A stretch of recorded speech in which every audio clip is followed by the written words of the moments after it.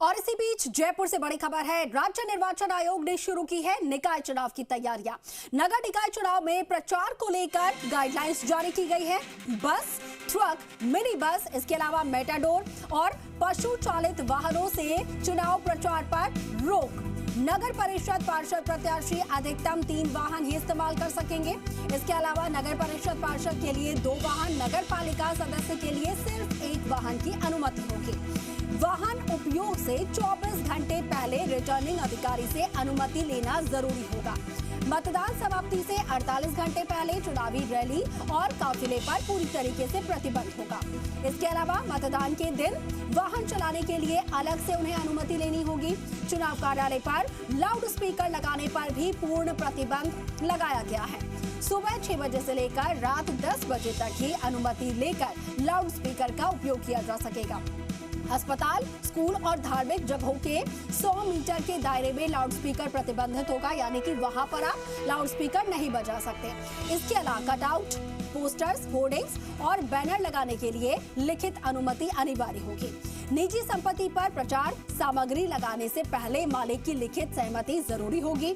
मतदान केंद्र के 200 मीटर दायरे में पोस्टर, बैनर नहीं लगाए जाएंगे।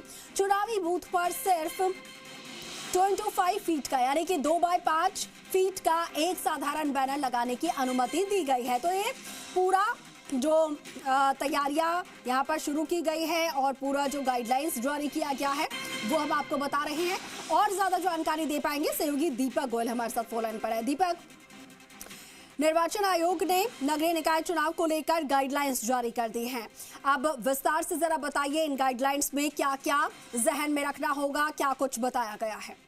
बिल्कुल, देखिए, नगरीय और पंचायत चुनाव का काउंटडाउन है वो शुरू हो चुका है।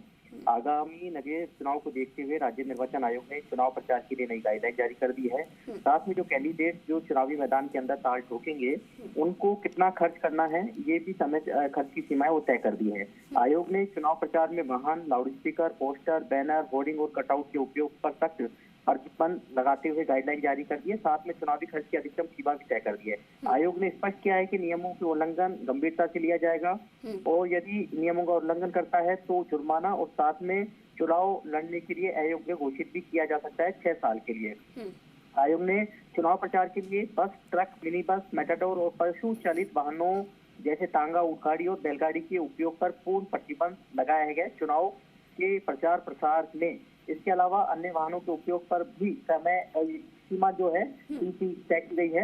नगर निगम जो पार्षद प्रत्याशी होंगे वो 3 वाहन है अपने चुनाव के अंदर है वो उपयोग कर सकेंगे। नगर परिषद पार्षद हैं वो 2 वाहन रख सकेंगे और साथ में नगर पालिका के जो मेंबर हैं, जो कैंडिडेट्स होंगे वो अधिकतम 1 वाहन का उपयोग कर सकेंगे। प्रत्याशियों को वाहन उपयोग से कम 24 घंटे पहले वाहन संख्या, चालक का नाम और पता रिटर्निंग अधिकारी को देना होगा। अनुमति मिलने के बाद उसका प्रमाण पत्र वाहन पर प्रदर्शित करना होगा।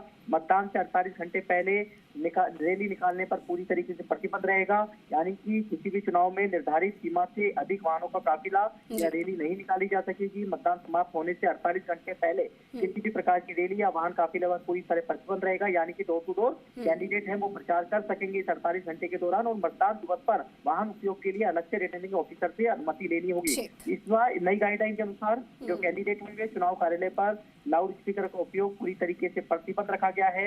अस्पताल, स्कूल, धार्मिक स्थलों से 100 मीटर की परिधि में लाउड स्पीकर नहीं बजाए जा सकेंगे। इसके अलावा मतदान से 48 घंटे पहले लाउड स्पीकर के उपयोग पर पूरी तरीके से रोक रहेगी और साथ में पोस्टर, बैनर लगाने को लेकर भी यहाँ पर अनुमति देनी होगी। 48 घंटे पहले रैली पर पूरी तरीके से प्रतिबंध होगा, लाउड स्पीकर पर प्रतिबंध होगा। तमाम विस्तृत जानकारी दीपक आपका बहुत शुक्रिया साझा करने के लिए।